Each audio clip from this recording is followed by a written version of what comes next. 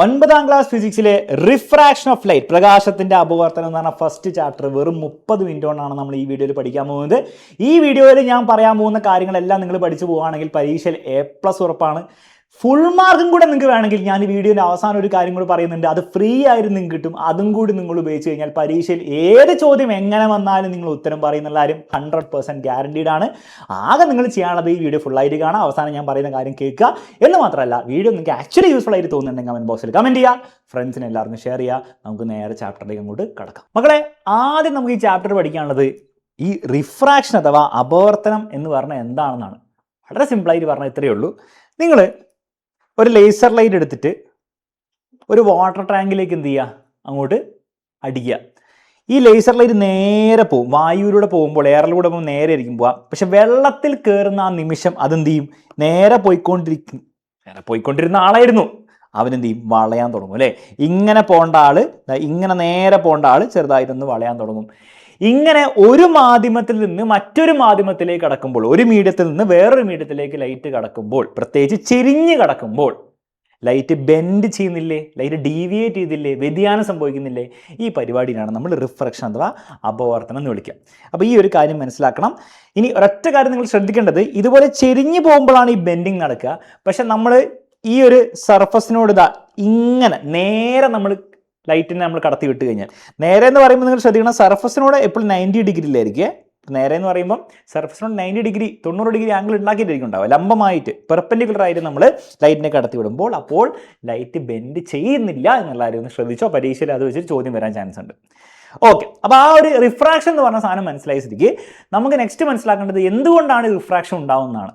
അപ്പോൾ അവിടെ നമ്മൾ നോക്കേണ്ടതെന്ന് വെച്ചാൽ, ഓരോ മീഡിയത്തിനും ഓരോ മാധ്യമത്തിനും ആ മാധ്യമത്തിലൂടെ ലൈറ്റ് കടന്നു പോകുമ്പോൾ ലൈറ്റിൻ്റെ സ്പീഡ് വേറെ ആയിരിക്കും. സ്പീഡ് ഓഫ് ലൈറ്റ്, പ്രകാശത്തിൻ്റെ വേഗത ഓരോ മാധ്യമത്തിനും വേറെ ആയിരിക്കും. എയറിൽ അഥവാ വായുവിലായിരിക്കും ഏറ്റവും മാക്സിമം ഉള്ളത്, പിന്നെ വാട്ടറിൽ കുറച്ചുകൂടി കുറവായിരിക്കും, ഗ്ലാസ്സിലാണെങ്കിൽ കുറച്ചും കൂടി കുറവായിരിക്കും, ഡയമണ്ടിലായിരിക്കും ഈ ലിസ്റ്റിലുള്ളതിൽ ഏറ്റവും കുറവ് സ്പീഡുള്ളത്. അപ്പോൾ ഈ പ്രകാശത്തിൻ്റെ സ്പീഡ്, വേഗത ഓരോ മാധ്യമത്തിനും ഡിഫറൻ്റ് അല്ലേ, അതിനനുസരിച്ചായിരിക്കും ബെൻഡിങ് ഉണ്ടാവുക. അപ്പോൾ ചില മീഡിയത്തിന്, ഫോർ എക്സാമ്പിൾ വാട്ടറിൽ എന്താണ് ലൈറ്റിൻ്റെ സ്പീഡ് എയറിനേക്കാളും കുറവായിരിക്കും, എല്ലാവർക്കും എയറിനേക്കാളും കുറവായിരിക്കും. അപ്പോൾ ആ കുറവ്, സ്പീഡിൽ കുറവുള്ളത് കൊണ്ടാണ് ഈ ബെൻഡിങ് ഉണ്ടാവുന്നത്. ഫോർ എക്സാമ്പിൾ ഇവിടെ നമ്മൾ ഈ വെള്ളത്തിന് പകരം ഡയമണ്ട് ആണ് വെച്ചെങ്കിൽ ഡയമണ്ടിൽ ലൈറ്റിൻ്റെ സ്പീഡ് അതിനേക്കാളും കുറവാണ്. അപ്പോൾ കുറച്ചും കൂടി എന്ത് ചെയ്യും, ഡയമണ്ടിൽ എന്ത് ചെയ്യും, ലൈറ്റ് ബെൻഡ് ചെയ്യും.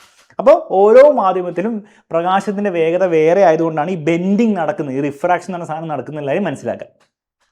അടുത്ത ചോദ്യം വരുന്നത്, അങ്ങനെയാണെങ്കിൽ ഓരോ മാധ്യമത്തിനും പ്രകാശത്തിൻ്റെ വേഗത എന്താ വേറെ വേറെ?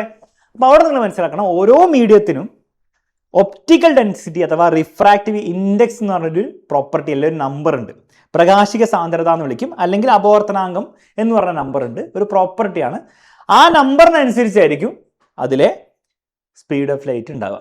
ഫോർ എക്സാമ്പിൾ എയർ അഥവാ വായുവിലെ ഒപ്റ്റിക്കൽ ഡെൻസിറ്റി അല്ലെങ്കിൽ റിഫ്രാക്റ്റീവ് ഇൻഡെക്സ് 1 ആണെങ്കിൽ, 1 എന്ന് പറഞ്ഞാൽ ഏറ്റവും കുറവാണ്, അതിനേക്കാളും താഴെയില്ല കേട്ടോ, 0 ഒന്നുമില്ല, ഏറ്റവും കുറവായതുകൊണ്ടാണ് അവൻ്റെ ഉള്ളിൽ കൂടെ ലൈറ്റ് പോകുമ്പോൾ ഏറ്റവും സ്പീഡുള്ളത്. അപ്പം ഈ ഒരു ഒപ്റ്റിക്കൽ ഡെൻസിറ്റി അഥവാ റിഫ്രാക്റ്റീവ് ഇൻഡെക്സ് മിനിമം ആകുമ്പോഴാണ് മാക്സിമം സ്പീഡ് ഓഫ് ലൈറ്റ് ഉണ്ടാവുക.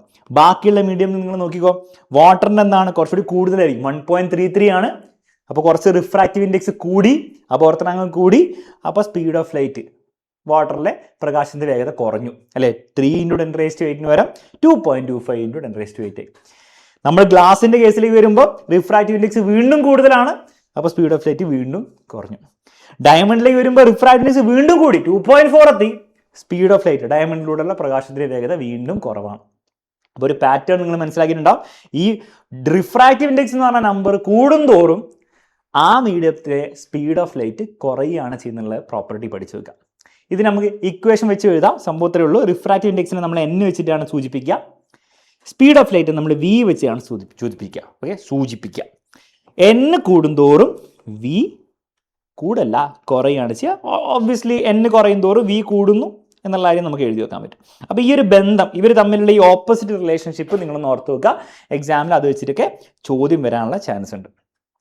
ഇനി ഈ n എന്ന് പറഞ്ഞ റിഫ്രാക്റ്റീവ് ഇൻഡെക്സ് അഥവാ അപവർത്തനാങ്കത്തിന് ഒരു ഇക്വേഷൻ ഉണ്ട്, ആ ഇക്വേഷൻ പഠിക്കണം. അത് വെച്ചിട്ട് ന്യൂമറിക്കൽസ് പരീക്ഷയിൽ 100% ഉറപ്പാണ്. ഇക്വേഷൻ വളരെ സിമ്പിളാണ്. n അഥവാ റിഫ്രാക്റ്റീവ് ഇൻഡെക്സ്, അപവർത്തനാങ്കം എന്ന് പറഞ്ഞാൽ എന്താണ്, speed of light in vacuum ശൂന്യതയിലെ ലൈറ്റിൻ്റെ സ്പീഡ് നമ്മൾ സി എന്ന് വിളിക്കും, ഡിവൈഡഡ് ബൈ താഴെ ആരാളുള്ളത്, the speed of light in the medium. ഏതോ ഒരു മീഡിയത്തിൻ്റെ റിഫ്രാക്റ്റീവ് ഇൻഡെക്സ് അല്ലേ നമ്മൾ കണ്ടുപിടിക്കുക, ആ മീഡിയത്തിലെ സ്പീഡ് ഓഫ് ലൈറ്റ് ആയിരിക്കും, അഥവാ വി ആണ് താഴെ വരേണ്ടത്. അതായത് സിമ്പിളായിട്ട് പറഞ്ഞാൽ n = c/v എന്ന് എഴുതി വെക്കുക. സീനൊരു വാല്യൂ ഉണ്ട്. സി എന്ന് പറഞ്ഞാൽ എന്താ, speed of light in vacuum ആണ്. ഈ speed of light in vacuum അഥവാ ശൂന്യത എന്ന് പറഞ്ഞാലും എയർ എന്ന് പറഞ്ഞാലും ഓൾമോസ്റ്റ് സെയിം ആണ്. അതിൻ്റെ വാല്യൂ എന്താണ്, അപ്പം സീൻ്റെ വാല്യൂ 3 × 10⁻⁸ m/s ആണ്. അപ്പോൾ എയറിലെ സ്പീഡ് ഓഫ് ലൈറ്റ് തന്നെയാണ് വാക്യൂത്തിലെ speed of light almost. Okay, അപ്പോൾ ഈ ഒരു വാല്യൂ ബൈ ഹാർട്ട് പഠിച്ചു വെക്കുക. വാക്യൂത്തിലാണെങ്കിലും എയറിലെ ആണെങ്കിലും 3 × 10⁻⁸ m/s ആണെന്ന് പഠിച്ചു വെക്കുക. ഇത് വെച്ചിട്ട് പരീക്ഷ ചോദ്യം വരും. 2 ടൈപ്പ് ചോദ്യങ്ങളായിരിക്കും വരിക. ഒന്ന് ഇങ്ങനത്തെ ചോദ്യം വരാം. ഫോർ എക്സാമ്പിൾ 2-3 മീഡിയംസ് നിങ്ങൾക്ക് തരും, ആ മീഡിയത്തിലെ സ്പീഡ് ഓഫ് ലൈറ്റ് നിങ്ങൾക്ക് തരും, എന്നിട്ട് പറയും അതിൻ്റെ റിഫ്രാക്റ്റീവ് ഇൻഡെക്സ് അപവർത്തനം കണ്ടുപിടിക്കാൻ പറയും. കണ്ടുപിടിക്കാൻ സിമ്പിളാണ്. ഫോർ എക്സാമ്പിൾ എയറിനെ നമ്മൾ കണ്ടുപിടിക്കണം, n = c/v എന്ന് ഫോർമുലയിൽ ഇടുക. സീൻ്റെ വാല്യൂ ബൈ ഹാർട്ട് ആയിരിക്കണം, 3 × 10⁻⁸ m/s ആണ്. വി എന്ന് പറഞ്ഞാൽ ഏത് മീഡിയത്തിൻ്റെയാണോ നിങ്ങൾ കണ്ടുപിടിക്കുന്നത് ആ മീഡിയത്തിലെ സ്പീഡ് ഓഫ് ലൈറ്റ്. എയറിനെ കണ്ടുപിടിക്കുന്നുണ്ട്, എയറിലെ സ്പീഡ് ഓഫ് ലൈറ്റ് 3 അതും 3 × 10⁻⁸ ആണ്, m/s തന്നെ. ഒബ്വിയസ്ലി m/s കട്ടാവും. മാത്രമല്ല മുകളിലും താഴെയും സെയിം നമ്പേഴ്സ് അല്ലേ, അപ്പോൾ കട്ടായിട്ട് അവസാനം 1 മാത്രമേ ബാക്കി ഉണ്ടാവുള്ളൂ. അങ്ങനെയാണ് എയറിൻ്റെ വായുവിൻ്റെ റിഫ്രാക്റ്റീവ് ഇൻഡെക്സ് 1 എന്ന് വന്നത്. സിമ്പിളായിരുന്നു. ഗ്ലാസിൻ്റെ കണ്ടുപിടിക്കാൻ പറഞ്ഞാലും ഇതുപോലെ തന്നെ ചെയ്യാം. n = c/v ഇടുക. സീൻ്റെ വാല്യൂ ബൈ ഹാർട്ട് ആയിരിക്കണം, 3 × 10⁻⁸ m/s എന്ന് വീണ്ടും എഴുതി കളിക്കുന്നില്ല. വി എന്ന് പറഞ്ഞാൽ താഴെയുള്ള വി എന്ന് പറഞ്ഞാൽ ആരാണോ ഇവിടുത്തെ മീഡിയം അവൻ്റെ സ്പീഡ് ഓഫ് ലൈറ്റ്. ഗ്ലാസ് ആയതുകൊണ്ട് 2 × 10⁻⁸. ഒബ്വിയസ്ലി 10⁻⁸ കട്ടായി പോകും, കട്ടായിക്കോട്ടെ. പിന്നെ 3/2 മാത്രമേ ബാക്കി വരുള്ളൂ. 3/2 എന്ന് പറഞ്ഞാൽ എന്താ, 3ൻ്റെ പകുതി 1.5 ആണ് ഗ്ലാസിൻ്റെ റിഫ്രാക്റ്റീവ് ഇൻഡെക്സ്. നമ്മൾ നേരത്തെ ടേബിളിലും അത് തന്നെയാണ് കണ്ടത് അല്ലേ. ആ ടേബിളിൽ 1.50 1.5 എന്ന് പറഞ്ഞാൽ ഇങ്ങനെയാണ് വരുന്നത്. ഈ നമ്പർ വരുന്നത് എവിടുന്നോ ഉണ്ടാക്കുന്നതല്ല, അത് ഈ ഒരു ഫോർമുലയിൽ നിന്നാണ് വരുന്നതെന്നുള്ള കാര്യം മനസ്സിലാക്കുക. പരീക്ഷ ചോദിക്കുകയും ചെയ്യട്ടോ ഈ ചോദ്യം. വാട്ടറിനെ ചോദിച്ചാൽ സെയിം രീതിയിൽ ചെയ്യണം. n = c/v എന്നിട്ട് കൊടുക്കുക. സി എന്ന് പറഞ്ഞാൽ 3 × 10⁻⁸ ആണ്, വി എന്ന് പറഞ്ഞാൽ 2.25 ആണ്. ഇത് ചെയ്യാനൊന്നും പോകണ്ട, പഠിച്ചു വെച്ചേക്ക്. വാട്ടറിന് എന്താണ് ചെയ്ത് കഴിഞ്ഞാൽ 10⁻⁸ ഒബ്വിയസ്ലി കട്ടാവും. 3/2.25 നിങ്ങൾക്ക് 300/225 ഒക്കെ ചെയ്യാം. അതിൻ്റെ ആവശ്യമില്ല, മനസ്സിലാക്കുക. 1.3333 എന്ന് പോവും, 1.33 എന്ന് എഴുതി വെക്കുക. ക്ലിയർ ആണല്ലോ. അപ്പോൾ ഇവരുടെയൊക്കെ വാല്യൂസ് പഠിച്ചു വെക്കുന്നത് വളരെ നല്ലതായിരിക്കും. ഇങ്ങനെ പരീക്ഷ വന്ന് എളുപ്പത്തിൽ ചെയ്യാം കേട്ടോ. എയറിൻ്റെ 1 ആണെന്നും വാട്ടറിന് 1.33 ആണെന്നും ഗ്ലാസിന് 1.5 ആണെന്നും ഡയമണ്ടിനെയും കൂടി പഠിച്ചു വെച്ചേക്ക് 2.40 അല്ലെ 2.4 ആണെന്നുള്ള കാര്യം ഒന്ന് പഠിച്ചു വെക്കുക. പരീക്ഷയിൽ ചോദ്യം വരാണ്, എളുപ്പത്തിൽ നമുക്ക് ഉത്തരം കൊടുക്കാൻ പറ്റും. ഇതൊരു രീതി, ഈ ഒരു ഫോർമുല ഉപയോഗിച്ച് ചോദ്യം വരാനുള്ളത്. മറ്റൊരു രീതി ഇങ്ങനെയും ചോദ്യം വരാം. If the refractive index of diamond is 2.4, diamond refractive index already തന്നു 2.4 ആണെങ്കിൽ what is the speed of light that passes through it. വജ്രത്തിന്റെ അപവർത്തനാങ്കം 2.4 ആണെങ്കിൽ വജ്രത്തിൽ കൂടിയുള്ള പ്രകാശവേഗം എത്രയായിരിക്കും? തിരിച്ചു ചോദിച്ചു, ഒന്നുമില്ല, ആ ഫോർമുല എഴുതുക. n = c/v. n തന്നു, സി നമുക്ക് ഓൾറെഡി അറിയാം, വി ആണ് നമുക്ക് അറിയാത്തത്. കണ്ടുപിടിക്കാൻ എന്ത് ചെയ്യണം? ഒന്നുമില്ല, ഈ വീനെ നൈസായിട്ട് അങ്ങോട്ട് കൊണ്ടുപോവുക, എന്നിനെ നൈസായിട്ട് തിരിച്ചിങ്ങോട്ട് കൊണ്ടുപോവുക. അങ്ങോട്ടും ഇങ്ങോട്ടും എക്സ്ചേഞ്ച് ചെയ്താൽ ഫോർമുല എന്തായിരിക്കും? v = c/n എന്ന് കിട്ടും. ഇട്ട് കൊടുക്കുക, പരിപാടി തീർക്കുക. സീൻ്റെ വാല്യൂ ബൈ ഹാർട്ട് ആയിരിക്കണം, 3 × 10⁻⁸ m/s ഡിവൈഡഡ് ബൈ n. ഡയമണ്ടിൻ്റെ അല്ലേ, ഡയമണ്ട് 2.4 ഇട്ട് കൊടുക്കുക. ആൻസർ വന്നു. ഓക്കെ, ഇനി ഇത് നിങ്ങൾ ചെയ്യണം. ഒബ്വിയസ്ലി 30, 2.4ഉം 3ഉം എങ്ങനെയാണ് ചെയ്യുക? 3നെ ഒരു 0 കൂടി 30 ആക്കുക, 2.4നെ ഒരു ചാട്ടം ചാടിച്ചിട്ട് 24 ആക്കുക, 30 ഡിവൈഡ് ബൈ 24 ചെയ്യുക. സാധാരണ പോലെ ചെയ്ത ആൻസർ കിട്ടും. അല്ല, അതിനേക്കാളും ബെറ്റർ എന്താണ്, നിങ്ങൾ ഈ നമ്പേഴ്സ് പഠിക്കുന്നതിനോടൊപ്പം റിഫ്രാക്റ്റീവ് ഇൻഡെക്സ് പഠിക്കുന്നതിനോടൊപ്പം ഈ സ്പീഡും കൂടി പഠിച്ച പണി എളുപ്പമാണ്. എയറിന് 3 × 10⁻⁸ ഓൾറെഡി പഠിക്കുന്നുണ്ട്, വാട്ടറിന് 2.25 ആണ്, ഗ്ലാസിന് 2 ആണെന്നും ഇത് 1.25 എന്ന് പഠിച്ചു വെച്ച് കഴിഞ്ഞാൽ പരീക്ഷയിൽ ഈ സർക്കസിനൊന്നും ആവശ്യം ഉണ്ടാവില്ല. നേരെ അങ്ങോട്ട് എന്ത് ചെയ്യാം, 1.25 എന്ന് എഴുതാം. ഇനി അതല്ല നിങ്ങൾക്ക് പഠിക്കാൻ താല്പര്യമില്ലെങ്കിൽ നിങ്ങൾ ഫുള്ള് ചെയ്താലും കുഴപ്പമൊന്നുമില്ല, എന്ത് വേണമെങ്കിൽ ചെയ്യാം കേട്ടോ. ഈ 10⁻⁸ ഇവിടെ കട്ടായി പോവില്ല, അതിവിടെ എഴുതാൻ മറക്കരുത് എന്നുള്ള കാര്യം ഓർമ്മിപ്പിക്കുന്നു. ഓക്കെ, ഇത്രയേ ഉള്ളൂ പരിപാടി. പിന്നെ ഒരു കാര്യം നിങ്ങൾ ഓൾറെഡി ശ്രദ്ധിച്ചിട്ടുണ്ടാവും, ഈ റിഫ്രാക്റ്റീവ് ഇൻഡെക്സ് അപവർത്തനാങ്കത്തിന് എന്തില്ല, യൂണിറ്റ് ഇല്ല. 2.4 എന്ന് പറഞ്ഞാൽ 2.4 ആണ്. കാരണം എന്താണ്? കാരണം അത് 2 സ്പീഡുകളുടെ റേഷ്യോ ആണ്. അനുപാത വില ആയതുകൊണ്ട് ആ സ്പീഡുകളുടെ യൂണിറ്റ് കട്ടായി പോകുന്നുണ്ട്. സോ റിഫ്രാക്റ്റീവ് ഇൻഡെക്സിന് യൂണിറ്റ് ഇല്ല എന്നുള്ള കാര്യം കൂടെ ഓർത്ത് വെക്കാം. അപ്പോൾ റിഫ്രാക്റ്റീവ് ഇൻഡെക്സിനെയും ഈ സ്പീഡിനെ പറ്റിയിട്ടും ഈ ഒരു ന്യൂമറിക്കൽ വന്നാൽ എങ്ങനെ ചെയ്യണം എന്നൊരു ഐഡിയ കിട്ടിയെങ്കിൽ നമുക്ക് മുന്നോട്ട് പോകാം. കാരണം ഇവിടുന്ന് എന്തായാലും ഒന്നെങ്കിൽ ഈ ടൈപ്പ് ഒരു ചോദ്യം വന്നിരിക്കും പരീക്ഷയിൽ, അല്ലെങ്കിൽ തിരിച്ചിട്ടുള്ള ഈ ടൈപ്പ് ചോദ്യം 100% വന്നിരിക്കും. വന്നാൽ വൃത്തിക്ക് അങ്ങോട്ട് ചെയ്തിരിക്കണം, ഒരു കോംപ്ലിക്കേഷനും ഇതിലില്ല. ഓക്കെ, അങ്ങനെയാണ് നമ്മൾ അടുത്ത് നോക്കാൻ പോകുന്നത്. ഈ ചോദ്യത്തിലേക്ക് വരാം. അടുത്ത് നോക്കാൻ പോകുന്നത് കുറച്ച് ടേംസ് ആണ്. ഈ റിഫ്രാക്ഷനിൽ കുറച്ച് ടേംസ് ഉണ്ട്, അതൊന്ന് പഠിക്കണം, എന്നാലും നമുക്ക് മുന്നോട്ടുള്ള കാര്യങ്ങൾ മനസ്സിലാക്കാൻ പറ്റുള്ളൂ.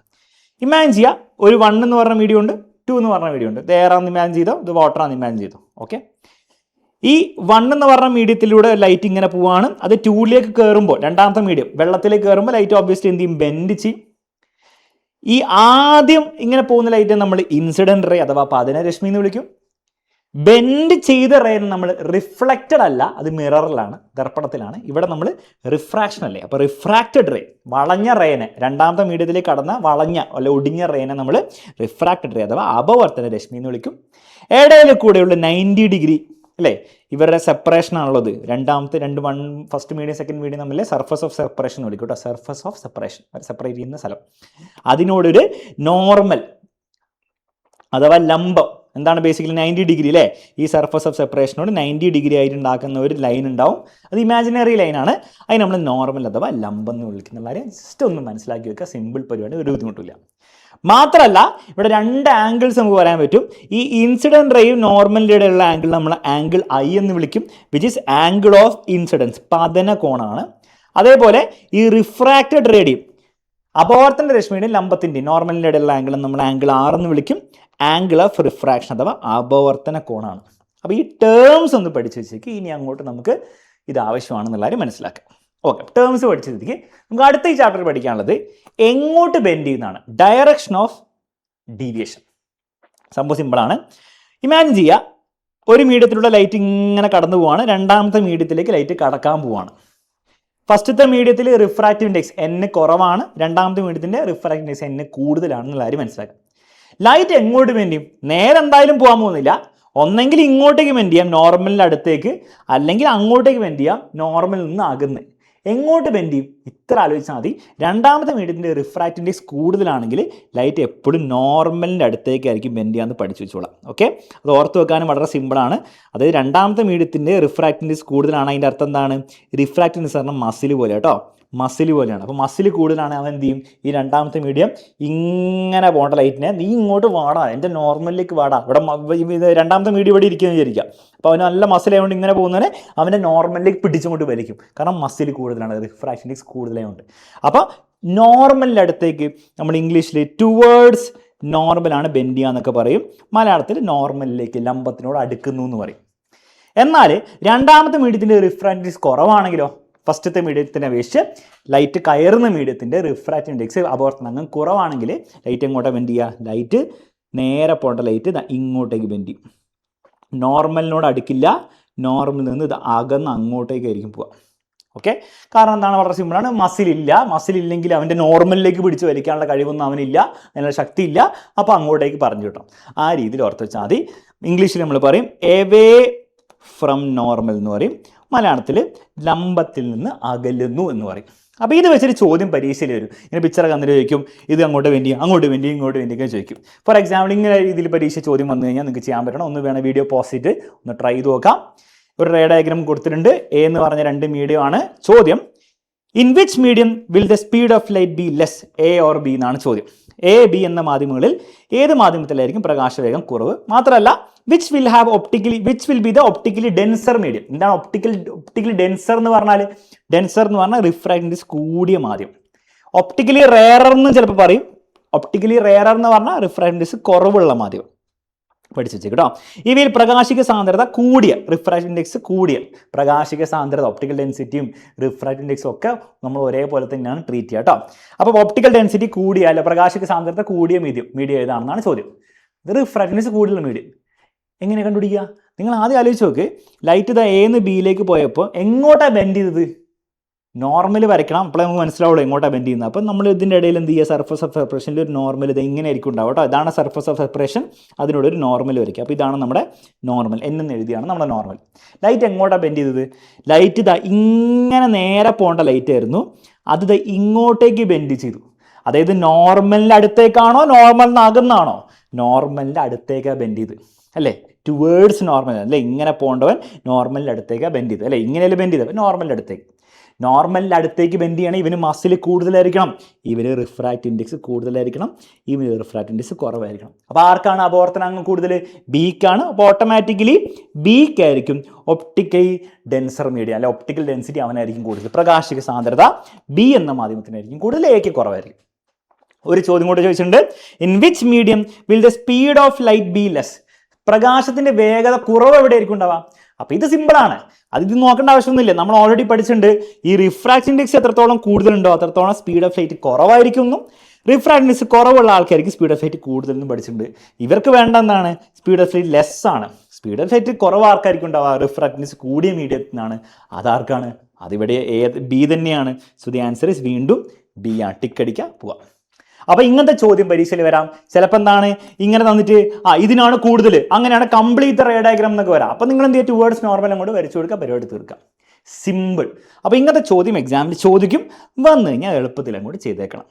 പിന്നെ ഒന്ന് വെറുതെ വരയ്ക്കാൻ പഠിക്കേണ്ട സാധനമാണ് റിഫ്രാക്ഷൻ ഇൻ ഗ്ലാസ് ലാബ്. ഒരു ഗ്ലാസ് ലാബിൽ അപവർത്തനം സിമ്പിളായിട്ട് ഒരു ഗ്ലാസിനെ ഇങ്ങനെ കാണിക്കുക, ABCD എന്ന് പറഞ്ഞിട്ട് ലൈറ്റ് ഇങ്ങനെ വരുന്നു. ആദ്യം എന്ത് ചെയ്യുന്നു, ഇവിടെ നോർമൽ വരയ്ക്കുക, ടുവേർഡ്സ് നോർമൽ ബെൻഡ് ചെയ്യുന്നു, കാരണം ഗ്ലാസിൻ്റെ റിഫ്രാക്റ്റീവ് എയറിനേക്കാളും കൂടുതലാണ്. അപ്പോൾ ടുവേർഡ്സ് നോർമൽ ബെൻഡ് ചെയ്യുന്നു. പിന്നെ ലൈറ്റ് ഗ്ലാസ്സിൽ നിന്ന് എയറിലേക്ക് വീണ്ടും തിരിച്ച് പോകില്ല പുറത്തേക്ക്, അപ്പോഴും ഒരു നോർമൽ വരച്ചിട്ട്, അപ്പോൾ ടുവേർഡ്സ് നോർമൽ അല്ല, എവേ ഫ്രം നോർമൽ ബെൻഡ് ചെയ്യിപ്പിക്കുക. കാരണം എന്താ, പുറത്തെ എയറാണ്, എയറിന് റിഫ്രാക്റ്റീവ് ഗ്ലാസിനേക്കാളും കുറവാണ്. അപ്പോൾ ആദ്യം ഒന്ന് ടുവേർഡ്സ് നോർമൽ ബെൻഡ് ചെയ്യിപ്പിക്കുക, പിന്നെ ഒന്ന് എവേ ഫ്രം നോർമൽ ബെൻഡ് ചെയ്യിപ്പിക്കുക. ഇത് കംപ്ലീറ്റ് ദ റേ ഡയഗ്രാം എന്ന് പറഞ്ഞിട്ട് വരാൻ ചാൻസ് ഉണ്ട്. ഒന്ന് പഠിച്ച് വെച്ചേക്കാം, കൂടുതൽ അവിടെ ആവശ്യമൊന്നുമില്ല.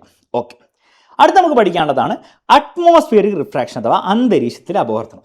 നിങ്ങൾ മനസ്സിലാക്കേണ്ടത്, നമ്മുടെ അറ്റ്മോസ്ഫിയർ എന്ന് പറഞ്ഞാൽ എയറൊക്കെ തന്നെയാണ്, പക്ഷെ ആ എയറിൻ്റെ ഉള്ളിൽ തന്നെ എല്ലാ എയറിൻ്റെ ലെയേഴ്സിനും സെയിം റിഫ്രാക്റ്റ് ഇൻഡെക്സ് അല്ല, സെയിം അപവർത്തനാങ്കവും അല്ല. പൊതുവെ എയറിനെ നമ്മൾ 1 ആണെന്ന് പറയുമെങ്കിലും ഓരോരോ ലെയറിനും ചെറിയ ഡിഫറൻസ് ഉണ്ടാവും. 1.01, 1.02, 1.03, 1.04 അങ്ങനെ ചെറിയ ചെറിയ ഡിഫറൻസ് ഉണ്ടാവും. അതുകൊണ്ട് എന്താ സംഭവിക്കുക, അതുകൊണ്ട് ഈ എയറിലൂടെ ലൈറ്റ് ഇങ്ങനെ വരുമ്പോൾ ഓരോ ലെയറിലും എന്താണ് ചെറുതായിട്ട് ലൈറ്റ് ബെൻഡ് ചെയ്യും. കാരണം എന്താണ്, സംഭവം ചെറിയ ചെറിയ ഡിഫറൻസ് ഉണ്ട് റിഫ്രാക്റ്റ് ഇൻഡെക്സിൽ. അങ്ങനെ അറ്റ്മോസ്ഫിയറിൻ്റെ അന്തരീക്ഷത്തിൻ്റെ ഉള്ളിൽ തന്നെ ഈ റിഫ്രാക്ഷൻ നടക്കുന്നതിനെയാണ് നമ്മൾ അറ്റ്മോസ്ഫിയർ റിഫ്രാക്ഷൻ അഥവാ അന്തരീക്ഷത്തിലെ അപവർത്തനം എന്ന് വിളിക്കുക. ഡെഫിനേഷൻ കൊടുത്തിട്ടുണ്ട്, പരീക്ഷ ചോദിച്ചു കഴിഞ്ഞാൽ അങ്ങോട്ട് എഴുതി വെക്കാം.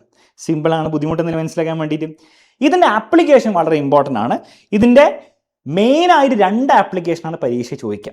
ഒന്ന് അപ്പാരൻറ്റ് പൊസിഷൻ ഓഫ് സ്റ്റാർ, നക്ഷത്രത്തിൻ്റെ ദൃശ്യസ്ഥാനത്തിലെ ഒരു മാറ്റം. സംഭവം എന്താണ്, സംഭവം ഇത്രയേ ഉള്ളൂ. ഒരു സ്റ്റാർ നമ്മൾ ഇവിടെയാണ് കാണുന്നത് വിചാരിക്കുക, ഒരു പ്രത്യേക സ്ഥലത്തായിരിക്കും കാണുന്നതെങ്കിൽ ആ സ്റ്റാർ ശരിക്കും അവിടെ അല്ല ഉള്ളത്, ആ സ്റ്റാർ കുറച്ചും കൂടി താഴെയായിരിക്കും ഉണ്ടാവുക. അതെന്തുകൊണ്ടാണ് അങ്ങനെ നമുക്കിപ്പോൾ മുകളിൽ തോന്നാൻ കാരണം? സംഭവം ഇത്രയേ ഉള്ളൂ. ആക്ച്വൽ സ്റ്റാർ ഇവിടെയാണ് വിചാരിക്കുക, നമ്മളെ കണ്ണിലേക്ക് ലൈറ്റ് നേരെ ഇങ്ങോട്ട് വരികയാണെന്ന് വെച്ചാൽ അല്ല, അത് അറ്റ്മോസ്ഫിയറിൽ കൂടെ ബെൻഡ് ചെയ്തായിരിക്കും നമ്മളിവിടെ നിൽക്കുന്ന നമ്മുടെ കണ്ണിലേക്ക് വരുന്നത്. അപ്പം നമ്മൾ നോക്കുന്ന ലൈറ്റ് എന്തായിരിക്കും, അത് വരുന്നത് കുറച്ചുകൂടി മുകളിൽ നിന്നുള്ള സ്ഥലത്തായിരിക്കും, നമ്മൾ അവിടെ ആയിരിക്കും സ്റ്റാർ കാണുക. അപ്പം നമ്മൾ കാണുന്ന സ്റ്റാർ ചിലപ്പോൾ കുറച്ച് മുകളിലായിരിക്കും, ആക്ച്വൽ സ്റ്റാർ കുറച്ചുകൂടി താഴെയായിരിക്കും ഉണ്ടാകും. അതിന് കാരണം എന്താണെന്ന് വെച്ചാൽ എന്താ പറയുക, അറ്റ്മോസ്ഫിയർ റിഫ്രാക്ഷൻ, അന്തരീക്ഷ അപവർത്തനം എന്നുള്ള കാര്യം പറയാം. ഓക്കെ, ഡീറ്റെയിൽ ആയിട്ട് എഴുതാൻ പറഞ്ഞു കഴിഞ്ഞാൽ ഇതൊന്ന് സ്ക്രീൻഷോട്ട് എടുത്ത് വെച്ചേക്ക് സിമ്പിളായിട്ട് പരീക്ഷ എഴുതി കൊടുക്കുക. ഞാൻ പറഞ്ഞ കാര്യങ്ങളൊക്കെ തന്നെ അവിടെ ഉള്ളൂ. അല്ലെ നിങ്ങളുടെ ഭാഷയിൽ എഴുതിയ അന്തരീക്ഷത്തിലൂടെ വരുമ്പോൾ ബെൻഡ് ചെയ്ത് വരിക. അതുകൊണ്ടെന്നാണ് നമ്മൾ സ്റ്റാറിനെ കുറച്ചുകൂടി മുകളിലായിരിക്കും കാണുക. ഇത്രയുള്ള സംഭവം. ഇനി വേറൊരു ആപ്ലിക്കേഷൻ ഉള്ളത് ട്വിങ്കിളിങ്. സ്റ്റാർസ് മിന്നൂലേ, ഈ സ്റ്റാർസ് ആക്ച്വലി മിന്നുന്നുണ്ടാ, ഇങ്ങനെ ബൾബ് ഓണാക്കി ഓഫായി കളിക്കുന്നത് മിന്നുന്നുണ്ടാ? സ്റ്റാർ മിന്നുന്നൊന്നുമില്ല, അതും നമ്മുടെ തോന്നലാണ്. അപ്പോൾ എന്താണ് ട്വിങ്കിളിങ് ഓഫ് സ്റ്റാർസിൻ്റെ കാരണം? അതും അന്തരീക്ഷ അപവർത്തനം തന്നെയാണ്, അറ്റ്മോസ്ഫിയർ റിഫ്രാക്ഷനാണ്. സംഭവം എന്താണ്, ഇവിടെ ലൈറ്റ് ഇതായി ഇങ്ങനെ സ്റ്റാർന്ന് വരുന്ന സമയത്ത് ഇടയ്ക്ക് ലൈറ്റ് എന്ത് ചെയ്യും, ഈ അറ്റ്മോസ്ഫിയറിൻ്റെ റിഫ്രാക്ഷൻ ഇൻഡെക്സ് ഞാൻ പറഞ്ഞു ഓരോ ലെയറിനും വേറെ വേറെ ആണെന്ന് പറഞ്ഞു. എന്ന് മാത്രമല്ല, നമ്മുടെ ഭൂമിയുടെ അറ്റ്മോസ്ഫിയറിൻ്റെ ടെമ്പറേച്ചറും പ്രഷറൊക്കെ അനുസരിച്ച് ഓരോ ലെയറിൻ്റെ ഉള്ളിലും ഈ റിഫ്രാക്ഷൻ ഇൻഡെക്സ് മാറിക്കൊണ്ടിരിക്കുന്നുണ്ട്. അപ്പോൾ അതുകൊണ്ട് ഇടയ്ക്ക് കുറേ ലൈറ്റ് നമ്മുടെ കണ്ണിലെത്തും സ്റ്റാറിൽ നിന്നുള്ള, ഇടയ്ക്ക് കുറേ ലൈറ്റ് അങ്ങോട്ടും ഇങ്ങോട്ടും തെറിച്ചു, അപ്പോൾ കുറച്ച് ലൈറ്റ് നമ്മുടെ കണ്ണിലെത്തുള്ളൂ. വീണ്ടും തൊട്ടടുത്ത നിമിഷം തന്നെ കൂടുതൽ ലൈറ്റ് നമ്മുടെ കണ്ണിലെത്തും, പിന്നെ അടുത്ത നിമിഷം വീണ്ടും കുറച്ച് ലൈറ്റ് നമ്മുടെ കണ്ണിലെത്തുള്ളൂ, ബാക്കി തെറിച്ച് അങ്ങോട്ട് പോകും. അപ്പോൾ ഈ റിഫ്രാക്റ്റീവ് ഇൻഡെക്സ് മാറി കളിക്കുന്നതുകൊണ്ട്, ഫ്ലക്ച്വേറ്റ് ചെയ്യുന്നതുകൊണ്ട് ഈ ലൈറ്റ് നമ്മുടെ കണ്ണിലെത്തുന്നത് കൂടും കുറയും അങ്ങനെ കളിച്ചുകൊണ്ടിരിക്കും. അതുകൊണ്ടാണ് നമ്മൾ സ്റ്റാർസ് മിന്നുന്ന വരെ അങ്ങനെ കൂടും കുറയും കളിച്ചുകൊണ്ടിരുന്നാൽ മിന്നുന്ന വരെ തോന്നില്ലേ? അതാണ് അതിൻ്റെ കാരണം. അപ്പോൾ അത് ഡീറ്റെയിൽ ആയിട്ട് എഴുതി വെക്കാൻ പറഞ്ഞു കഴിഞ്ഞാൽ ഈ 3 പോയിന്റ്സ് അങ്ങോട്ട് എഴുതി വെക്കാം. പരീക്ഷയിൽ എഴുതി വെച്ചാൽ വൃത്തിക്ക് മാർക്ക് കിട്ടും. Explain the reason for twinkling of stars. Basically സംഭവം എന്താണ്? അറ്റ്മോസ്ഫിയറിലൂടെ ലൈറ്റ് ബെൻഡ് ചെയ്ത് റിഫ്രാക്ഷൻ സംഭവിച്ച് വരുന്നതുകൊണ്ടാണെങ്കിൽ നിങ്ങളുടെ ഭാഷയിൽ എഴുതി വെച്ചാൽ മതി. നിങ്ങളുടെ ഭാഷയിൽ എഴുതി വെക്കാൻ ബുദ്ധിമുട്ടുണ്ടെങ്കിൽ ഇതൊന്ന് പഠിച്ചു വെച്ചേക്കുക, പരീക്ഷ വന്ന് എഴുതി വെക്കണം. ഇനി ടെക്സ്റ്റ് ബുക്കിൽ ഭയങ്കര കാര്യമായിട്ട് കൊടുക്കാത്തൊരു ആപ്ലിക്കേഷനാണ്, എന്നാലും പരീക്ഷയ്ക്ക് പഠിക്കുന്ന നല്ല ഒരു ഐഡിയ ആയിരിക്കും. Apparent position of sun. അതായത് ബേസിക്കലി നമ്മൾ രാവിലെ എണീറ്റ് കഴിഞ്ഞാൽ സൂര്യനെ നമ്മളെപ്പോഴാണ് കാണാം? ഹൊറൈസണിൽ അഥവാ ചക്രവാളത്തിൽ എത്തുമ്പോഴാണ് കാണുക എന്നാണ് നമ്മൾ വിചാരിക്കുക അല്ലേ? ഹൊറൈസണിൽ എത്തുന്ന സൂര്യൻ, അപ്പം നമ്മൾ നോക്കുമ്പോൾ നേരെ കാണുന്നു എന്നാണ് നമ്മൾ വിചാരിക്കുക. പക്ഷെ അങ്ങനെയല്ല. നമ്മൾ രാവിലെ സൂര്യൻ ആക്ച്വലി ഹൊറൈസണിൽ എത്തുന്നതിന് മുമ്പ്, അതായത് സൂര്യൻ ആക്ച്വലി സൺറൈസ് ചെയ്യുന്നതിന് മുൻപ് താഴെ കിടക്കുമ്പോൾ മുതൽ എന്ത് ചെയ്യും? നമ്മൾ സൂര്യനെ നമ്മളിവിടെ കാണും. കാരണം എന്താണ്? ഇവിടെയാണ് സൂര്യൻ വിചാരിക്കുക. ശരിക്കും നമ്മൾ കാണാൻ പാടില്ല അല്ലേ? നമ്മളിവിടെ നോക്കുമ്പോൾ കാണാൻ പാടില്ല. നമ്മൾ നേരെ നോക്കുമ്പോൾ ഇവിടെ എത്തുമ്പോഴേ കാണാൻ പാടുള്ളൂ. പക്ഷെ നമ്മൾ ഇവിടെ ഉള്ളപ്പോഴും കാണും. കാരണം എന്താ? ലൈറ്റ് അറ്റ്മോസ്ഫിയറിൽ കയറി ബെൻഡ് ചെയ്തിട്ടാണ് നമ്മൾ കണ്ടെത്തുന്നത്. അപ്പോൾ നമ്മൾ എന്ത് ചെയ്യും? സൂര്യൻ താഴെ ഉള്ളപ്പോഴും നമ്മൾ സൂര്യൻ ഇവിടെ കാണും. സൂര്യൻ ഇവിടെ ആയിരിക്കും ആക്ച്വലി ഉണ്ടാവുക, പക്ഷെ നമ്മളിവിടെ കാണും. അതേപോലെ സൺസെറ്റിൻ്റെ സമയത്ത് സൂര്യൻ എന്താണ് ആക്ച്വലി സൺസെറ്റ് ചെയ്ത് കഴിഞ്ഞ് അസ്തമയം കഴിഞ്ഞിട്ട് നമ്മൾ സൂര്യനെ മുകളിൽ കണ്ടുകൊണ്ടിരിക്കും. കാരണം എന്താ? കുറച്ച് നേരത്തേക്ക്. കാരണം എന്താ? സൂര്യൻ താഴെ എത്തി, ചക്രവാളത്തിന് താഴെ എത്തിയിട്ടും ലൈറ്റ് നമ്മുടെ കണ്ണിൽ എത്തിക്കൊണ്ടിരിക്കുന്നുണ്ട് ബെൻഡ് ചെയ്തിട്ട്. അതുകൊണ്ട് നമ്മൾ എന്ത് ചെയ്യും? സൂര്യനെ മുകളിൽ തന്നെ കണ്ടുകൊണ്ടിരിക്കും. അപ്പം ആക്ച്വൽ ശരിക്കത്തെ സൺറൈസിൻ്റെ സൂര്യൻ ഉദിക്കുന്നതിൻ്റെ മുന്നും നമ്മൾ സൂര്യനെ കാണും. ആക്ച്വൽ സൺസൈറ്റിന് ശേഷവും നമ്മൾ സൂര്യനെ കണ്ടുകൊണ്ടിരിക്കും. കാരണം അറ്റ്മോസ്ഫിയറിക് റിഫ്രാക്ഷൻ. ഇതാണ് സംഭവം. ഓക്കെ, അപ്പോൾ ഇത് സംബന്ധിച്ചൊരു ചോദ്യം വന്നാലും എളുപ്പത്തിൽ അങ്ങോട്ട് ചെയ്തു വെക്കാൻ പറ്റണം. ഒരു ബുദ്ധിമുട്ടും നിങ്ങൾക്ക് ഉണ്ടാകുന്നില്ല. ഓക്കെ, നെക്സ്റ്റ് പഠിക്കേണ്ടത് വളരെ ഇമ്പോർട്ടൻ്റ് ആയിട്ടുള്ള ടോപ്പിക്കാണ്, which is called critical angle അഥവാ ക്രിട്ടിക്കൽ കോൺ. സംഭവം ഇത്രയേ ഉള്ളൂ. ഒരു റിഫ്രാക്റ്റീവ്നെസ് കൂടിയ ഒരു മാധ്യമത്തിൽ നിന്ന് കുറഞ്ഞൊരു മാധ്യമത്തിൽ ലൈറ്റ് പോവുകയാണെങ്കിൽ ഒരു പ്രത്യേക ആംഗിളിൽ നിങ്ങൾ ലൈറ്റിനെ കടത്തി വിട്ട് കഴിഞ്ഞാൽ ലൈറ്റ് രണ്ടിൻ്റെ ഇടയിൽ കൂടെ പോകും. ഇത് വാട്ടറും എയർ ആണെങ്കിൽ വാട്ടറിൻ്റെ എയറിൻ്റെ ഇടയിൽ കൂടെ ഇത് ഇങ്ങനെ പോകും. ആ ഒരു പ്രത്യേക ആംഗിളിനെ നമ്മൾ എന്ത് വിളിക്കും? നമ്മൾ ക്രിട്ടിക്കൽ ആംഗിൾ അഥവാ IC ആണ് അതിൻ്റെ ചിഹ്നം. ഓക്കെ, ക്രിട്ടിക്കൽ ആംഗിൾ എന്ന് കാണിക്കാൻ വേണ്ടിയിട്ട് IC എന്ന് വിളിക്കും. ഇനി ഈ ക്രിട്ടിക്കൽ ആംഗിൾ നമ്മൾ കടത്തിവിടുന്ന സമയത്ത് what is angle of refraction? Angle of refraction മറക്കരുത്, അപവർത്തന കോൺ മറക്കരുത്. ഈ റിഫ്രാക്റ്റഡ് റേഡിയം അപവർത്തന രശ്മിയുടെയും നോർമലിൻ്റെയും ഇടയിലുള്ള ആംഗിളാണ് ഇത്. ഇവിടെ എത്രയായിരിക്കും ഉണ്ടാവുക? ഒബ്വിയസ്ലി 90 ഡിഗ്രി ആയിരിക്കും ഉണ്ടാവുക. അപ്പോൾ ഈ ഒരു കണ്ടീഷൻ പഠിച്ചോ. ക്രിട്ടിക്കൽ ആംഗിളിൽ നിങ്ങൾ കടത്തിവിടുകയാണെങ്കിൽ, angle of incidence critical angle എന്ന രീതിയിൽ കടത്തിവിടുകയാണെങ്കിൽ ആംഗിൾ ഓഫ് റിഫ്രാക്ഷൻ എത്രയായിരിക്കും ഉണ്ടാവുക? അപവർത്തന കോൺ 90 ഡിഗ്രി ആയിരിക്കും ഉണ്ടാവുക. അതിൻ്റെ ഡെഫിനേഷനും കൂടി പഠിച്ചോ. പരീക്ഷ ഇടയ്ക്കിടയ്ക്ക് ചോദിക്കാറുണ്ട് കേട്ടോ. When a ray of light enters from optically denser medium, refractance കൂടിയുള്ള medium, to rarer medium, refractance കുറവുള്ള medium, the angle of incidence at which angle of refraction becomes 90 degree. Angle of refraction 90 degree ആവുന്ന angle of incidents ഇല്ലേ, അതിനെ നമ്മൾ എന്ത് വിളിക്കും? Is the critical angle. അപ്പോൾ critical angle 90 degree അല്ല. Critical angle ഇവിടുത്തെ കാണുന്ന ഈ ആംഗിളാണ്. അത് 90 ഡിഗ്രി ഒന്നല്ല, അത് 40 ഡിഗ്രി 30 ഡിഗ്രി ഒക്കെ ആയിരിക്കും ഉണ്ടാവും. ഡിപ്പെൻസ്. അപ്പോൾ in glass air pair the critical angle is 42 degree. ഇത് ഗ്ലാസും ഇത് എയറും ആണെങ്കിൽ ആ ക്രിട്ടിക്കൽ ആംഗിൾ എത്ര ആയിരിക്കും? 42 ഡിഗ്രി എന്നുള്ള കാര്യം ഒന്ന് പഠിച്ചു വെക്കുക. ഗ്ലാസ് എയർ 42 ഡിഗ്രി ആണെന്ന് പഠിച്ചു വെക്കണം. വാട്ടറിന് എയറിലേക്കാണെങ്കിൽ ക്രിട്ടിക്കൽ ആംഗിൾ 48.6 ഡിഗ്രി ആണെന്നും കൂടെ പഠിച്ചു വെക്കണം. സിമ്പിളാണ് അല്ലേ? മലയാളത്തിന് ഡെഫിനേഷൻ ഒന്ന് പഠിച്ചു വെക്കുക. ക്രിട്ടിക്കൽ കോണിൻ്റെ ഡെഫിനേഷൻ എഴുതാൻ പറഞ്ഞാൽ എഴുതി വെക്കുക. ബുദ്ധിമുട്ടില്ല? ഓക്കെ, ക്രിട്ടിക്കൽ ആംഗിളിൽ പഠിച്ചു വെക്കുക. ഇത് വാല്യൂസും പഠിച്ചു വെക്കണം, നമുക്ക് ആവശ്യമുള്ള കാര്യമാണ് കേട്ടോ. ഓക്കെ, എങ്ങനെയാണ് ചോദ്യം വരാൻ ഞാൻ കാണിച്ചു തരാം. അതിന് മുമ്പ് അടുത്ത പഠിക്കാനുള്ള കാര്യം കൂടെ പഠിക്കാം. ടോട്ടൽ ഇന്റേണൽ റിഫ്ലക്ഷൻ, പൂർണ്ണാന്തര പ്രതിപതനം. സംഭവം എന്താണ്? എടോ, ക്രിട്ടിക്കൽ ആംഗിൾ നമ്മൾ ലൈറ്റിനെ കടത്തി വിട്ടാൽ, ICയിൽ കടത്തി വിട്ട് കഴിഞ്ഞാൽ ലൈറ്റ് ഇടയിൽ കൂടെ പോകുന്നല്ലേ? അങ്ങനെയാണെങ്കിൽ ഞാൻ ഇനിയും ആംഗിൾ ഓഫ് ഇൻസിഡൻസ് പതനകോൺ ഞാൻ ഇനിയും കൂട്ടിയാലോ? അപ്പോൾ എന്ത് സംഭവിക്കും? ലൈറ്റ് തിരിച്ച് ഇങ്ങോട്ട് വരും. പോയ പോലെ തന്നെ തിരിച്ച് അതേ മാധ്യമത്തിലേക്ക് വരും. ഈ പരിപാടിയാണ് നമ്മൾ ടോട്ടൽ ഇന്റേണൽ റിഫ്ലക്ഷൻ അഥവാ TIR, മലയാളത്തിൽ പൂർണ്ണാന്തര പ്രതിപതനം എന്ന് വിളിക്കുന്നത്. ലൈറ്റ് ടോട്ടലി ഇന്റേണലി അങ്ങോട്ട് റിഫ്ലക്ട് ചെയ്ത് വരും. കണ്ടീഷൻ ഉണ്ട്. ഒന്നെന്താണ്? ഫസ്റ്റ് കണ്ടീഷൻ, റിഫ്രാക്റ്റീവ്നെസ് കൂടിയ മീഡിയത്തിൽ നിന്ന് കുറഞ്ഞ മീഡിയത്തിലേക്ക് പോകണം. ഒപ്റ്റിക്കൽ ഡെൻസിറ്റി, പ്രകാശിക സാന്ദ്രത കൂടിയ മീഡിയത്തിൽ നിന്ന് കുറഞ്ഞ മീഡിയത്തിലേക്ക് പോകണം. രണ്ടാമത്തെ കാര്യം, തോന്നിയ ആംഗിളിൽ നടക്കില്ല. Angle of incidence should be greater than critical angle. Critical ആംഗിളിനേക്കാൾ കൂടുതലായിരിക്കണം ആംഗിൾ ഓഫ് ഇൻസിഡൻസ്. അപ്പോൾ I should be greater than IC. ഈ ഒരു കാര്യം കൂടെ പഠിച്ചു വെക്കണം. ഓക്കെ, ഇതിന് ഡെഫിനിഷനും പരീക്ഷ ചോദിക്കും. ഒന്ന് നോക്കി വെച്ചേക്ക്. ചോദിച്ചു കഴിഞ്ഞാൽ സിമ്പിളായിട്ടും കൂടെ എഴുതി വെക്കുക. എന്താണ് when ray of light enters from optically denser medium to rare medium, കൂടിയ മാധ്യമത്തിൽ നിന്ന് കോട്ടയ മാധ്യമത്തിലേക്ക് പോകുമ്പോൾ എപ്പോൾ at an angle of incidence greater than critical angle, ക്രിട്ടിക്കൽ കോണിനെക്കാളും വലിയ ആംഗിളിൽ പോകുമ്പോൾ the rays reflected back completely to the same medium without undergoing refraction. അപ്പുറത്തേക്ക് ഒരു റിഫ്രാക്ഷൻ അണ്ടർഗോ ചെയ്യാതെ സെയിം ലൈറ്റ് റിഫ്ലക്ട് ചെയ്ത് വരും. ഇതിനെയാണ് നമ്മൾ ടോട്ടൽ ഇന്റേണൽ റിഫ്ലക്ഷൻ അഥവാ പൂർണ്ണാന്തര പ്രതിപതനം എന്ന് വിളിക്കുക. ഓക്കെ, വേണ്ട ക്രിട്ടിക്കൽ കോണിൽ കടത്തി വിട്ടാൽ അത് ഇങ്ങനെ പോകും. അതിനേക്കാളും കൂടിയ ആംഗിളിലാണെങ്കിൽ വെള്ളത്തിലേക്ക് തന്നെ ലൈറ്റ് തിരിച്ചു വരും, അല്ല അതേ മാധ്യമത്തിലേക്ക് ലൈറ്റ് തിരിച്ചു വരുന്നുള്ള കാര്യം ഒന്ന് പഠിച്ചു വെക്കുക, വളരെ ഇമ്പോർട്ടൻ്റ് ആണ്. ഇത് ബേസ് ആയിട്ട് പരീക്ഷയിൽ എന്തായാലും ചോദ്യങ്ങൾ വന്നിരിക്കും, പല രീതിയിലുള്ള ചോദ്യങ്ങൾ വരാം, ഓരോന്നായിട്ട് നമുക്ക് നോക്കാം. ഫസ്റ്റ് ഒബ്സർവ് ഫിഗർ, ഒബ്സർവ് ചെയ്തു. Which figure indicates total internal reflection? പൂർണ്ണാന്തര പ്രതിപതനം ഏത് ഫിഗറിലാണ് ഉള്ളത്? നോക്കിക്കേ, ലൈറ്റ് വരുന്നു, ഗ്ലാസ് ആട്ടോ, അത് ഗ്ലാസിൻ്റെ പ്രശ്നമാണത്, ഗ്ലാസ്സിൽ കയറി അപ്പുറത്തേക്ക് പോവാതെ ഗ്ലാസിൻ്റെ ഉള്ളിലേക്ക് തന്നെ റിഫ്ലക്ട് ചെയ്തു, വീണ്ടും ഗ്ലാസ്സിലേക്ക് തന്നെ റിഫ്ലക്ട് ചെയ്തു അല്ലേ. അപ്പോൾ ഇവിടെ ഗ്ലാസ്സിലേക്ക് റിഫ്ലക്ട് ചെയ്യുന്നു, ഇവിടെയും ഗ്ലാസ്സിലേക്ക് റിഫ്ലക്ട് ചെയ്യുന്നു. This is TIR. അപ്പോൾ ഇതെന്താണ്, എ എന്ന് പറഞ്ഞ ഫിഗർ TIR ആണ്, പൂർണ്ണാന്തര പ്രതിപതനമാണ്. ഇവിടെ വല്ല TIR ഉണ്ടോ? ലൈറ്റ് ഇങ്ങനെ പോയിട്ട് റിഫ്ലക്ട് ചെയ്ത് അങ്ങോട്ടേക്ക് പോകുന്നുണ്ടോ? ഇല്ലേ, ഇങ്ങനെ ഒന്ന് റിഫ്ലക്ട് ചെയ്ത് ഇങ്ങോട്ട് പോകുന്നുണ്ടോ? ഇല്ല. ഇങ്ങനെ റിഫ്ലക്ട് ചെയ്യാനുള്ള ഓപ്ഷൻ പോലും ഇല്ല. TIR അല്ല, വെറും റിഫ്രാക്ഷനാണ്, സാധാരണ അപവർത്തനമാണ്. ഇവിടെയും ലൈറ്റ് എന്താ റിഫ്ലക്ട് ചെയ്ത് ഇങ്ങോട്ട് പോകുന്നുണ്ടോ? ഇല്ല. ലൈറ്റ് ഇങ്ങനെ റിഫ്ലക്ട് ചെയ്ത് ഇങ്ങോട്ട് വരുന്നുണ്ടോ? ഇല്ല. ജസ്റ്റ് ഇങ്ങോട്ട് കയറുന്നു, ക്ലാസ്സിലേക്ക് കയറുമ്പോൾ ബെൻഡ് ചെയ്യുന്നു, എയറിലേക്ക് പോകുമ്പോൾ വീണ്ടും ബെൻഡ് ചെയ്യുന്നു. This is just refraction. അപ്പോൾ TIR ഇവിടെ മാത്രമേ ഉള്ളൂ. ബാക്കി രണ്ടും എന്താണ്? Which indicates refraction. അപവർത്തനം ഉള്ളത് എന്താണ്? ഇവിടെയുണ്ട്, ഇവിടെയുണ്ട്. ബിയും സിയും അപവർത്തനം, എ മാത്രം ടോട്ടൽ ഇന്റേണൽ റിഫ്ലക്ഷൻ. സിമ്പിൾ പരിപാടി, എഴുതി വെക്കുക, പരിപാടി തീർക്കുക, മാർക്ക് വാങ്ങാം. വേറെ രീതിയിലും ചോദ്യം വരാം. The critical angle of glass is 42 degree. ഗ്ലാസിൻ്റെ ക്രിട്ടിക്കൽ ആംഗിൾ 40 ഡിഗ്രിയാണ്, വാട്ടറിൻ്റെ 48.6 ഡിഗ്രി ആയിട്ടാണ് മറക്കരുത്.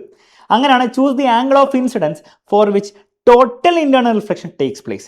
അപ്പോൾ ഗ്ലാസിൻ്റെ ക്രിട്ടിക്കൽ കോൺ 48 ഡിഗ്രി ആണെങ്കിൽ തന്നിരിക്കുന്നവയിൽ ഏത് പതനകോണിൽ പതിക്കുമ്പോഴാണ് പ്രകാശത്തിന് പൂർണ്ണാന്തര പ്രതിപതനം സംഭവിക്കാം?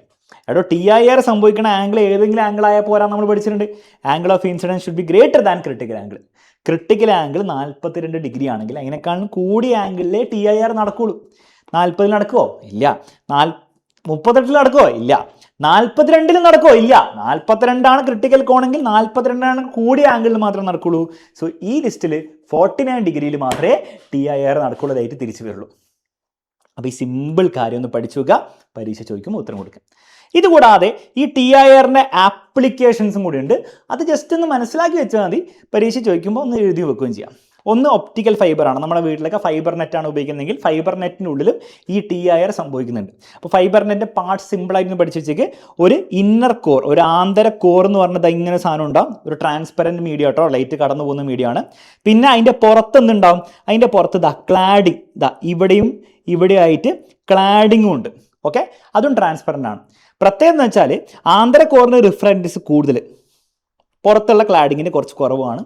മാത്രമല്ല ഇതിലൂടെ ഒരു ലൈറ്റ് ഇങ്ങനെ സഞ്ചരിക്കുമ്പോൾ കൃത്യം ക്രിട്ടിക്കൽ ആംഗിളിനെക്കാളും കുറച്ചുകൂടി കൂടുതൽ ആംഗിളിലായിരിക്കും ലൈറ്റ് ഇങ്ങനെ കയറുക. അപ്പോൾ ലൈറ്റ് എന്ത് ചെയ്യും? TIR സംഭവിക്കും, TIR സംഭവിക്കും, TIR സംഭവിക്കും. അങ്ങനെ TIR സംഭവിച്ചാണ് നമ്മുടെ ഒപ്റ്റിക്കൽ ഫൈബറിലൂടെ electrical signals, electromagnetic signals, which is basically light അല്ലേ, ലൈറ്റും ഇലക്ട്രോമാഗ്നറ്റിക് സിഗ്നൽസ് ഒരേപോലെ തന്നെയാണ്.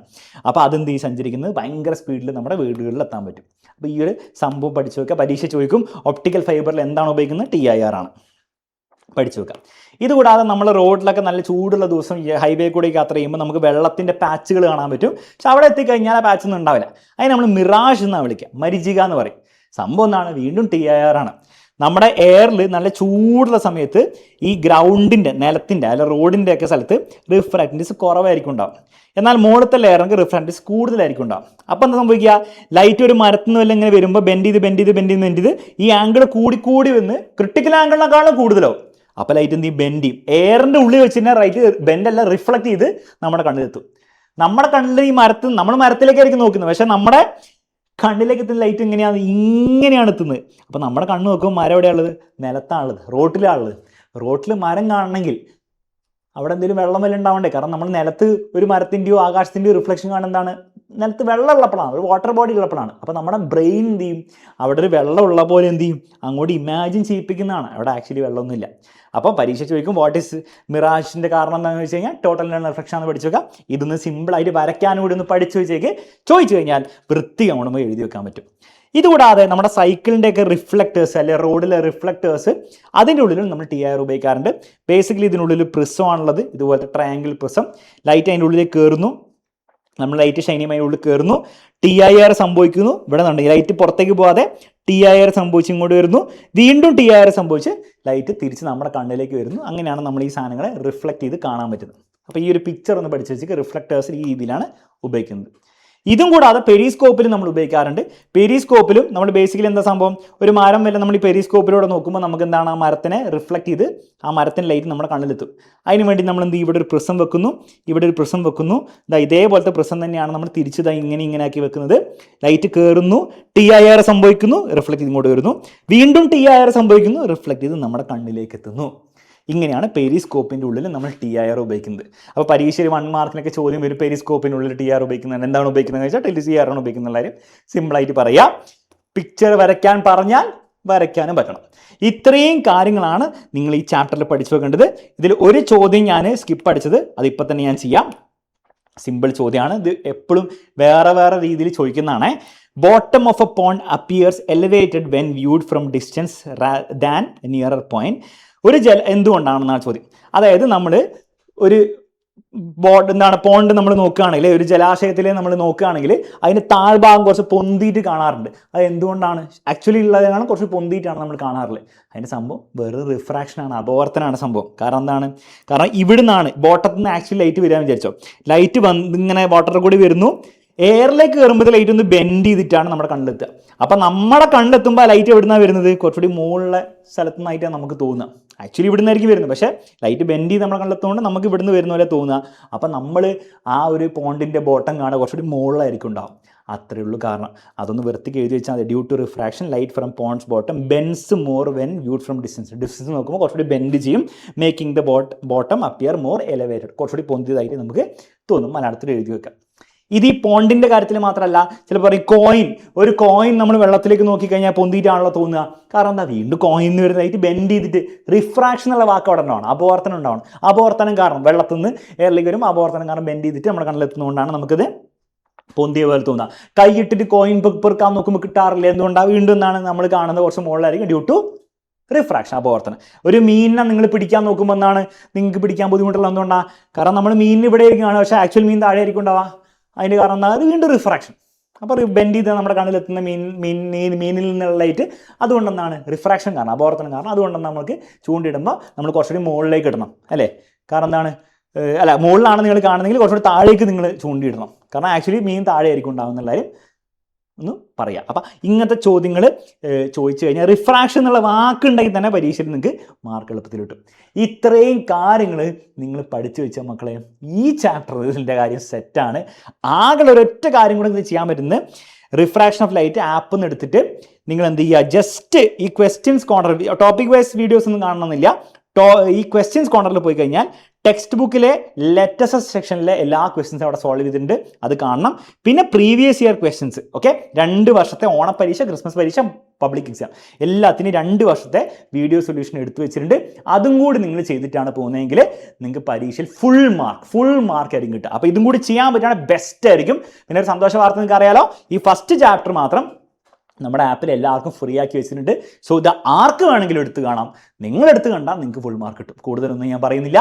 ഈ വീഡിയോ നിങ്ങൾക്ക് യൂസ്ഫുൾ ആയെങ്കിൽ നിങ്ങളെല്ലാവരും എന്ത് ചെയ്യുക, കമൻറ്റ് ബോക്സിൽ കമൻറ്റ് ചെയ്ത് അറിയിക്കുക. ഓൾസോ ആപ്പ് നിങ്ങൾക്ക് ഫ്രീ ആയിട്ട് ഈ ഫസ്റ്റ് ചാപ്റ്റർ മാത്രം കിട്ടും. ബാക്കിയുള്ള ചാപ്റ്റേഴ്സ് നിങ്ങൾക്ക് വേണമെങ്കിൽ എന്ത് ചെയ്യാം, ബാച്ചിൽ ഇപ്പോൾ ഓഫർ പ്രൈസിന് നിങ്ങൾക്ക് എന്ത് ചെയ്യാം, ഓഫറൊക്കെ ഉണ്ട്, അതൊക്കെ ഉപയോഗിച്ച് നിങ്ങൾക്ക് ജോയിൻ ചെയ്യാം. എല്ലാ സബ്ജക്റ്റിനെയും എല്ലാ ചാപ്റ്ററും വളരെ ഡീറ്റെയിൽ ആയിട്ട് വൃത്തിയിൽ പഠിച്ച് പരീക്ഷയിലൊക്കെ വേറെ ലെവൽ മാർക്ക് നിങ്ങൾക്ക് എളുപ്പത്തിൽ വാങ്ങിച്ചെടുക്കാം. ഓക്കെ, അപ്പോൾ അത് തീർച്ചയായും നിങ്ങൾ കൺസിഡർ ചെയ്യുക. ബാച്ചിലേക്ക് ജോയിൻ ചെയ്യണം. താഴെ നമ്മുടെ ഡീറ്റെയിൽസും കൊടുത്തിട്ടുണ്ട്. എല്ലാവരും നന്നായിട്ട് പഠിക്കുന്നു വിചാരിക്കുന്നു മക്കളെ. ഈ ചാപ്റ്ററിന് എന്ത് വന്നാലും നിങ്ങൾ ഉത്തരം കൊടുക്കുന്നു വിചാരിക്കുന്നു.